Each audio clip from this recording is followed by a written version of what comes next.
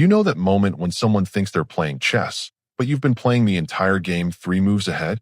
That's exactly what happened when my wife decided to follow her best friend's brilliant relationship advice about taking a break to make me panic and promise everything. It was a Thursday evening when she came home with that rehearsed confidence. I was sitting at the kitchen table, going through some work documents, when she walked in with this weird energy, like she was about to deliver some grand announcement that would change everything. She sat down across from me, took a deep breath, and said it with the kind of dramatic pause you'd expect from a soap opera. "I think we need to take a break." Now, most guys would probably start spiraling, asking what they did wrong, begging for another chance. But here's the thing, I'd been expecting this for weeks. See, her best friend isn't exactly subtle when she's had a few drinks at their weekly dinners. Last month, I overheard a phone conversation where she was practically coaching my wife on how to get the upper hand in our marriage. The plan was simple: announce a break, watch me panic, then swoop in as the hero who's willing to work things out while I'm supposedly grateful and willing to promise anything to keep her. So when she delivered her line, I just nodded and said, "Perfect timing." She blinked, clearly thrown off by my response. This wasn't in the script her friend had given her. "What do you mean, perfect timing?" she asked, and I could hear the first crack in her confidence. I reached into the stack of papers in front of me and pulled out a document I'd been reviewing. "Well, I've been considering this job transfer opportunity in Denver. Great promotion, significant pay increase, company housing assistance. I was debating whether to accept it or not because I didn't want to disrupt our life here." I slid the approval letter across the table. Her eyes scanned it quickly, and I watched her face change from confident to confused to something approaching panic. You applied for a transfer?" she stammered. "3 months ago. Got the approval last week. I've been thinking about it since then, wondering if it was the right move for us." I leaned back in my chair, completely calm. "But if you want a break, well, that makes the decision pretty easy, doesn't it?" The color drained from her face. This was definitely not how her friend said this would go. But I didn't mean. I mean, we could work through this, she started backpedaling. "Work through what exactly?" I asked. "You just said you want a break. I'm giving you exactly what you asked for. In fact, I'm making it even better. You'll have all the space you need, and I'll be starting fresh in a new city with a career opportunity I've been dreaming about." She opened her mouth, then closed it, then opened it again. "This isn't what I meant when I said break." "Really?" "Because it sounded pretty clear to me. You want space, time apart to figure things out. Denver gives us plenty of both." I gathered up my papers, including the transfer approval. "Actually, this works out better than I thought. I was worried about asking you to relocate, but now I don't have to. You can't just leave," she said, and now there was genuine panic in her voice. "Why not? You just told me you want a break. I'm not leaving you. I'm respecting your wishes while pursuing an amazing opportunity. It's a win-win." I stood up and headed toward the kitchen to grab a beer. "Oh, and don't worry about the timing. They want me to start in 3 weeks, which gives us plenty of time to figure out the logistics." 3 weeks. Her voice cracked slightly. "Yep, fast-track program for experienced candidates. They're even covering all moving expenses and providing temporary housing until I find a permanent place." I took a swig of my beer and looked at her. "You should probably call your friend and thank her for the advice. Without her brilliant idea about taking a break, I might have turned down this opportunity." The look on her face was priceless. The confident woman who had walked in ready to manipulate the situation was gone, replaced by someone who was clearly realizing she'd just played herself. "I need to think about this," she said weakly. "Of course you do. That's what breaks are for, right? Thinking." I headed toward the stairs.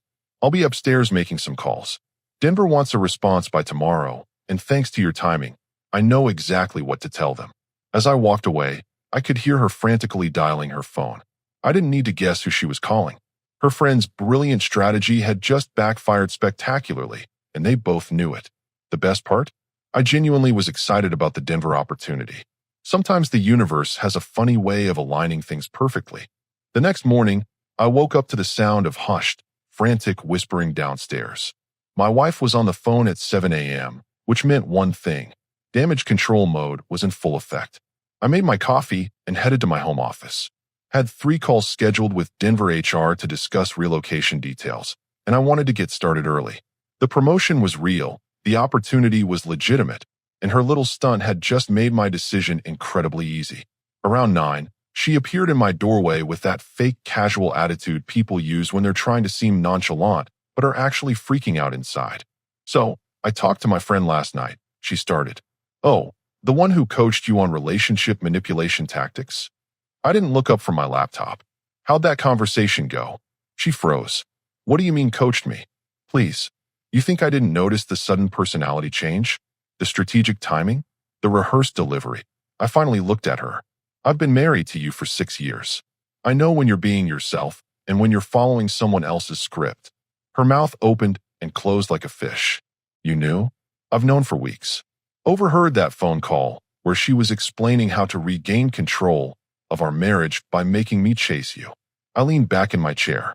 "Honestly, I was curious to see how far you'd actually take it."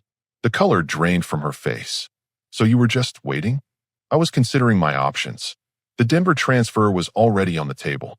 I just hadn't decided whether it was worth disrupting our life here. I shrugged. "Turns out you made that decision for me." She sat down heavily in the chair across from my desk. "This isn't how this was supposed to go." "No kidding. Let me guess. I was supposed to panic, beg you to reconsider, promise to change, maybe throw in some expensive jewelry or a vacation to win you back?" She didn't answer, but her expression said everything. "Here's the thing about manipulation tactics," I continued. "They only work on people who don't see them coming. Once you know someone's trying to play you, the game changes completely." My phone rang. "Denver HR, right on schedule." "Excuse me, I need to take this." I answered with professional enthusiasm. "Good morning. This is about the senior position transfer." "Yes, absolutely. I'm ready to move forward with the acceptance." I watched her face crumble as I confirmed start dates, discussed housing arrangements, and finalized salary details. This wasn't a bluff or a threat. This was me actively building a new life. When I hung up, she was staring at me with a mixture of shock and desperation. "You just accepted it. You actually accepted the job." "Why wouldn't I? Great opportunity, fresh start, and apparently my wife wants space to figure herself out. Seems like perfect timing all around. But what about us? What about our marriage? What about it? You said you wanted a break. I'm giving you exactly what you asked for." I started typing notes from the call. "Actually, I should thank you. Without this conversation, I might have let this opportunity pass by." She was quiet for a long moment. What if I changed my mind? What if I said I didn't want the break anymore? I stopped typing and looked at her directly. "You mean what if you realized your manipulation backfired and now you want to control the situation again?" "That's not. I wasn't trying to manipulate." "Really? So your friend didn't specifically tell you to announce a break and watch me panic? She didn't coach you on how to make me desperate to keep you?" I raised an eyebrow. Because I heard that entire conversation, word for word. She slumped in her chair, caught completely. "Here's what's going to happen." I continued, my tone matter of fact. "I'm taking the Denver position. It's an incredible opportunity that I've worked years to earn. You can decide what you want to do. Come with me and actually be a supportive partner, or stay here and enjoy the break you asked for." "Those aren't really choices," she said quietly. "Sure they are. But here's the thing. I'm done with games. I'm done with tests. I'm done with following scripts written by people who think relationships are about power plays and manipulation." My phone buzzed with a text. "Moving company wanting to schedule an estimate. I've got the movers coming Thursday to give quotes. If you want to be part of this move, you need to decide now. Not after more conversations with your friend, not after more strategic planning sessions. Now." She stared at me like she was seeing a completely different person. "You're serious? You're actually doing this?" "Dead serious. I've spent too many years building my career to let relationship games derail an opportunity like this." I stood up. "Your friend's advice cost you the chance to be in control of this situation. Now you get to decide if it costs you your marriage too." I headed for the door, then paused. "Oh, and when you talk to her today, and we both know you will, tell her that manipulation tactics work both ways. The difference is, mine actually succeeded." As I walked out, I could already hear her reaching for her phone. Time for round 2 of damage control. Too bad for both of them. I was already 3 moves ahead.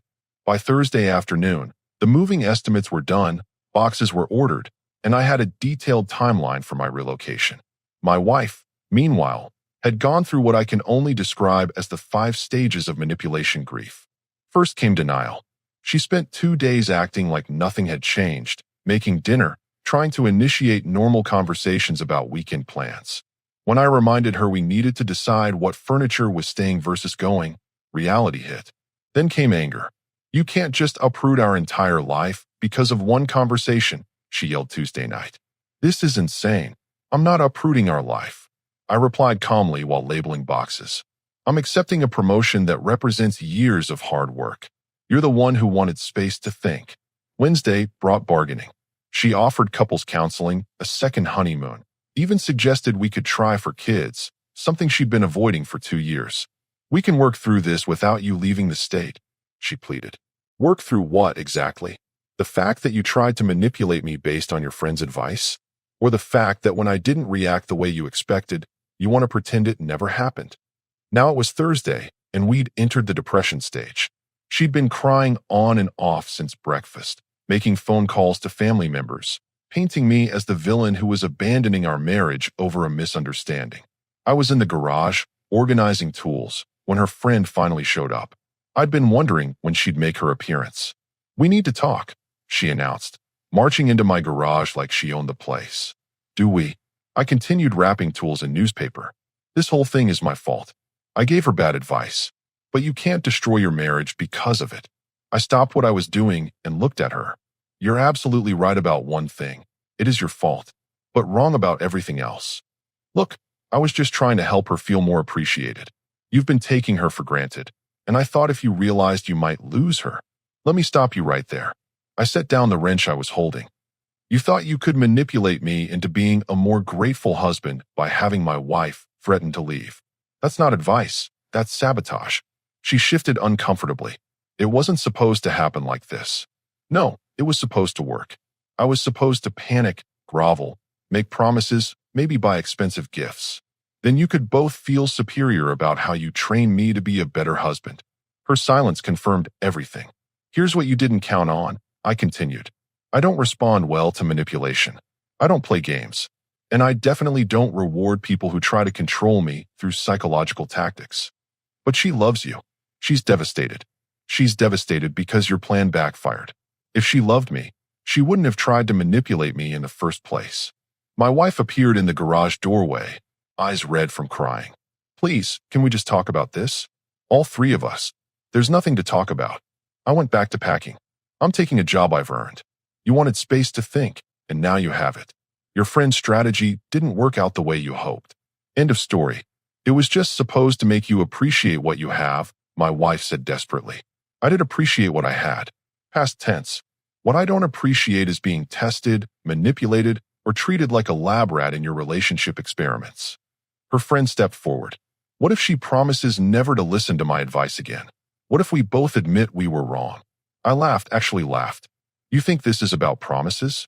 This is about character. You showed me exactly who you both are when you thought you could get away with it. People make mistakes, my wife whispered. This wasn't a mistake. This was a calculated plan to manipulate me into submission. The only mistake was thinking I wouldn't figure it out. I closed the box I was packing and labeled it clearly, Garage Tools, Denver. The movers come Monday. I start work the following Thursday. These are facts, not negotiations. Her friend tried one more angle. What about forgiveness? What about working through problems together? I am forgiving. I'm not pressing charges for fraud. I'm not contesting any joint assets. I'm not even demanding she pay back the marriage counseling sessions we apparently didn't need. I looked directly at her. But forgiveness doesn't mean accepting manipulation as normal behavior. My wife broke down completely. I can't believe you're throwing away 6 years of marriage over this. I'm not throwing anything away. I'm choosing not to stay in a relationship where my partner gets advice on how to psychologically manipulate me from someone who thinks marriage is a power game. I picked up another box and headed toward the house. You both made your choices. Now you get to live with the consequences. As I walked away, I heard her friend say, maybe if you go to Denver and show him you're willing to change. I paused at the door. Don't. This isn't a romantic comedy where grand gestures fix everything. This is real life, where actions have consequences. That evening, I got a call from Denver HR. They were excited to have me join the team and wanted to discuss some additional responsibilities that came with the position. As I talked through the exciting challenges ahead, I realized something important. I was genuinely looking forward to my new life. Sometimes the best thing that can happen is when someone shows you exactly who they are. It makes your decisions incredibly clear. Saturday brought our monthly family dinner at my in-laws' house, a tradition I normally enjoyed, but this time it would serve a different purpose entirely. My wife had spent the week calling relatives, painting herself as the victim of my sudden, unreasonable decision to abandon our marriage for a job. I arrived with a folder of documents and a recording on my phone that would set the record straight once and for all. There he is, my father-in-law said as I walked into their living room. The man who's apparently too good for family now. The whole family was there, parents, siblings, even my wife's grandmother who rarely left her house. They'd clearly been primed for an intervention. Actually, I'm glad everyone's here, I said, setting my folder on the coffee table. Saves me from having to repeat this conversation multiple times. My wife shot me a warning look, but I was way past caring about her comfort level. So I understand there's been some confusion about why I'm relocating to Denver. I began. Let me clear that up for everyone. My mother-in-law jumped in immediately. We know you got a job offer, but leaving your wife over career advancement seems extreme. You're absolutely right. It would be extreme if that's what was happening. I opened my folder. But that's not the whole story, is it? I looked directly at my wife, who had gone pale. 3 weeks ago, my wife announced she wanted a break from our marriage. What she didn't mention to any of you is that this wasn't a spontaneous decision. It was part of a calculated plan. What are you talking about? Her sister asked. I pulled out my phone. I'm talking about this conversation I recorded last month when her friend came over to coach her on relationship manipulation tactics. The room went silent. My wife's eyes went wide with panic. You recorded us? She whispered. I recorded someone in my own home discussing how to psychologically manipulate me. Turns out that's perfectly legal. I hit play. Her friend's voice filled the room, crystal clear. Just tell him you need a break to think things through. He'll panic because men always panic when they think they're losing control. Then when he's desperate and promising to change everything, you swoop in like the hero willing to work it out. You'll have all the power in the relationship after that. Then my wife's voice. But what if he doesn't panic? What if he just says okay? Trust me, he will. Men like him need to feel needed. Take that away and watch him crumble. Then you can train him to be the husband you actually want. The silence in the room was deafening. I stopped the recording. So when she announced our break, I told her about the Denver promotion I'd been considering. Funny thing about manipulation, it only works if the target doesn't see it coming. My father-in-law looked between me and his daughter. Is this true? My wife was crying now, but not the sympathetic tears she'd been using all week. These were tears of absolute humiliation. It wasn't supposed to be like this, she managed. What wasn't supposed to be like what? Her grandmother asked sharply. You tried to trick your husband? Her friend said it would make him appreciate me more, my wife sobbed. So instead of talking to your husband like an adult, you decided to play mind games? This from her brother, who was looking at her like he'd never seen her before. I pulled out the Denver offer letter. This is a senior director position with a 40% salary increase and full relocation package. It's the kind of opportunity most people work their entire careers for. I set it on the table next to the recording transcript I'd printed out.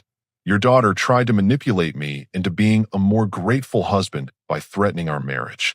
When that backfired, she spent this week calling all of you to paint me as the villain for choosing career advancement over fixing our problems. Her mother picked up the transcript and started reading. Her expression changed completely. The real question, I continued, is what kind of person gets coached on how to psychologically manipulate their spouse, then follows through with the plan when they think it'll work. My wife's sister was staring at her in shock. You actually did this? You planned this whole thing? I was just trying to make him pay more attention to me, my wife said weakly. By pretending you wanted to leave him, her grandmother said. That's not how marriage works, honey. Her father cleared his throat. Son, I owe you an apology. We didn't know the full story. I didn't expect you to. She's been calling you all week describing me as heartless and unreasonable, but I wanted you to hear the truth from me before I leave. I stood up and collected my documents. The movers come Monday. I fly out Wednesday to start house hunting. The job starts the following week. What about counseling? Her mother asked. What about working through this? What exactly would we work through? The fact that she tried to manipulate me, or the fact that she got caught? I shook my head. Some lines, once crossed, can't be uncrossed. My wife looked around the room desperately. The family that had been ready to shame me for abandoning her was now looking at her like she was a stranger. Please, she whispered to me, don't leave like this. I'm not leaving like anything. I'm accepting a promotion I've earned and starting a new chapter in my life. You're the one who said you wanted a break to think things through. I headed toward the door, then turned back one last time. For what it's worth, I hope you figure out what you actually want instead of letting your friend decide for you. But whatever you figure it out on your own time. As I walked to my car, I could hear the family discussion erupting behind me. Not angry voices directed at me anymore, but confused, disappointed voices directed at her. Sometimes the truth is the most powerful weapon you can use. And sometimes, the best way to win is to simply let people see who they're really dealing with. Sunday through Tuesday were the longest 3 days of what was left of our marriage. After the family dinner disaster, my wife went into full desperation mode while I methodically prepared for my new life. The movers showed up Monday morning right on schedule. As they loaded box after box into the truck, she made increasingly frantic attempts to change my mind. I'll cut all contact with her, she said, following me from room to room. I'll never speak to her again. Good for you, I replied, directing the movers toward my office equipment. That's probably a smart decision regardless of what happens with us. I mean it.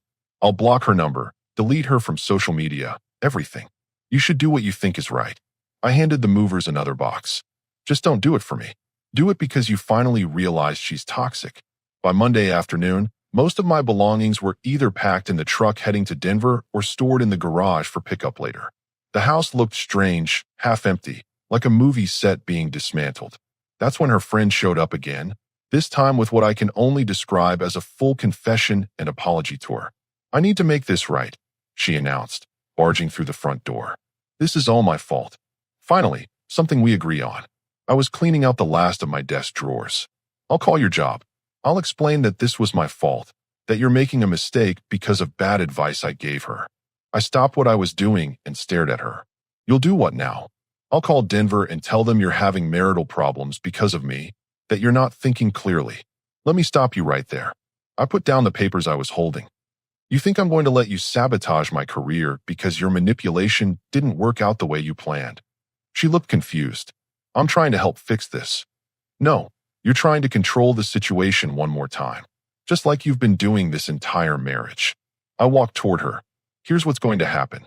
You're going to leave my house, stay away from my wife while she figures out her life, and if you even think about contacting my employer, I'll make sure that recording gets shared with everyone you both know.